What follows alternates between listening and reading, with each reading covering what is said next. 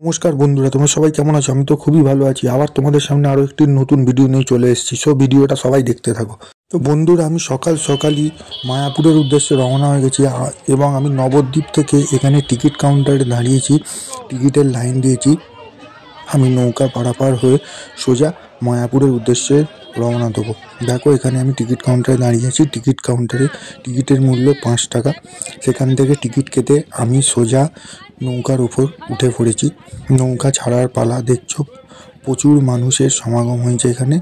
দেখতে পাচ্ছ, আমি নৌকাতে উঠে এবার আমি ধীরে ধীরে এগিয়ে চলেছি মায়াপুরের উদ্দেশ্যে। এবং ভিড়খানা দেখো তোমরা, চোখে পড়ার মতো এখানে ভিড়টা।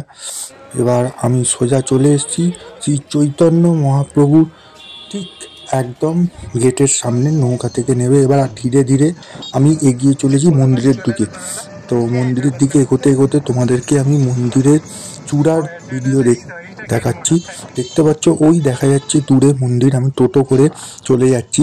ঠিক নৌকা পার হয়েই উঠে 10 টাকা করে টোটো ভাড়া নেয়। সেখান থেকে আমি টোটো ধরে সোজা এগিয়ে চলে এসেছি মায়াপুর ইস্কন মন্দিরের একদম সামনে। এবং ইতিমধ্যে আমি ইস্কন মন্দিরের সামনে এসে পৌঁছেছি। তার মুহূর্ত তোমাদের সামনে আমি তুলে ধরছি। এবার আমি ধীরে ধীরে মন্দিরের দিকে প্রবেশ করছি। দেখতে পাচ্ছ, এই গেটটা ঢোকার গেট। এই গেটের মধ্যে দিয়ে আমি ধীরে ধীরে মন্দিরের ভেতর প্রবেশ করলাম। প্রবেশ করেই প্রথম কাজ যেটা আমার ছিল সেটা হচ্ছে ভোগের কুপন কাটা। কারণ এখানে ভোগের কুপন পাওয়া খুবই দুর্লভ। তো আমি দেখতে পাচ্ছ, ঠিক 3টে কাউন্টারের সামনে আমি এসে পৌঁছেছি এই মুহূর্তে। ভিড়টা তোমাদেরকে একটু ঘুরে দেখাই। এখানে 3টে ভবন আছে। যেমন মন্দিরের ম্যাপটা এখানে তোমাদেরকে দেখাচ্ছি, কটা থেকে কটা পর্যন্ত খোলা থাকে এবং তার সমস্ত চিত্র তোমাদেরকে আমি ঘুরে দেখানোর চেষ্টা করছি। দেখতে পাচ্ছ, এখানে প্রসাদের জন্য কি লাইন পড়েছে এবং এখানে হরিনাম সংকীর্তনের আয়োজন করা হয়েছে। এখানে ভোগের কুপন কাটার জন্য 3টি লাইন এখানে মানুষের পড়ছে। একটা হচ্ছে গীতা ভবন, আর একটা গদা ভবন এবং আর একটা হচ্ছে নামহট্ট ভবন।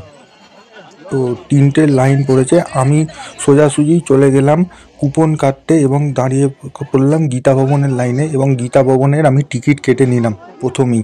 গীতা ভবনের টিকিট কেটে আমরা যথারীতি এবার ইস্কন মন্দিরের চারপাশটা ঘুরতে লাগলাম এবং আমরা পুষ্প মন্দিরের একদম সামনে এসে উপস্থিত হয়েছি। তো এবার দেখাচ্ছি তোমাদেরকে। দেখো, এখানে গীতা ভবনে খাবারের লাইনটা, কত লোকের এখানে সমাগম হয়েছে এবং কত বড় বিল্ডিং, লোকের লাইন দিয়ে এগোচ্ছে। সেই লাইনে আমি দাঁড়িয়ে পড়লাম। সেই লাইনে দাঁড়িয়ে ধীরে ধীরে আমি ভোগের উদ্দেশ্যে আস্তে আস্তে এগোনোর জন্য এখানে লাইন দিয়েছি। দেখছো, অসংখ্য মানুষ এখানে লাইনে দাঁড়িয়ে আছে। আমি যা দেখলাম, এখানে গীতা ভবনের লাইন সব থেকে বেশি। এবং গীতা ভবনে আমরা ঢুকে পড়লাম এবং এখানে দেখতে পাচ্ছ খুব সুন্দরভাবে এখানে সাজানো ফুলের বাগান। আমি দেখতে পাচ্ছ এখানে ক্লান্ত হয়ে একটু বসে পড়েছিলাম। তো এখানে এবার আমরা একদম গীতা ভবনের ভেতরে প্রবেশ করেছি। প্রবেশ করে প্রথমে ভাতে পড়ে গেল বেগুনি, তারপর সরু চালের ভাত, তারপর ডালের পর এক ধরনের সবজি এলো। তো সব মিলিয়ে একটা প্রসাদটা খুবই অসাধারণ ছিল, যা আমাদের মন ভরে গেছে। এবং দেখতে পাচ্ছ এখানে রুটিও চলে এসেছে, সঙ্গে ছিল ছানার তরকারি।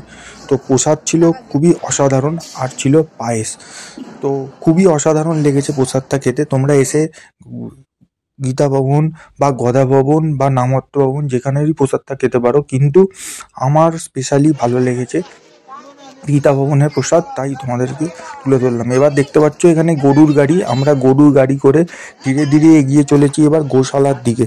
তো আমরা গোশালার দিকে এগিয়ে গিয়ে এবার আমি গরুর গাড়িতে করে এসে পৌঁছেছি একদম গোশালার সামনে। তো এখানে এসে তার পুরো মুহূর্ত তোমাদের সামনে আমি তুলে ধরার চেষ্টা করছি। এখানে অসংখ্য মানুষের ভিড়। ধীরে ধীরে সামনের দিকে এগিয়ে চলেছি। এখানে দেখো কত ধরনের গরু এখানে রাখা আছে। এদেরকে বিভিন্নভাবে রাখা হয়েছে। তো এখানে অনেক মানুষ এসে ভিড় জমিয়েছে। তো দেখতে পাচ্ছ তোমরা তার চিত্র, তোমাদেরকে ঘুরে দেখাচ্ছি যতটা সম্ভব। তোমাদেরকে আমি ঘুরে দেখানোর চেষ্টা করছি ভিডিওটা, বন্ধুরা। তো ভিডিওটা প্রথম থেকে শেষ অবধি সবাই দেখো, কোনো অংশে স্কিপ করো না।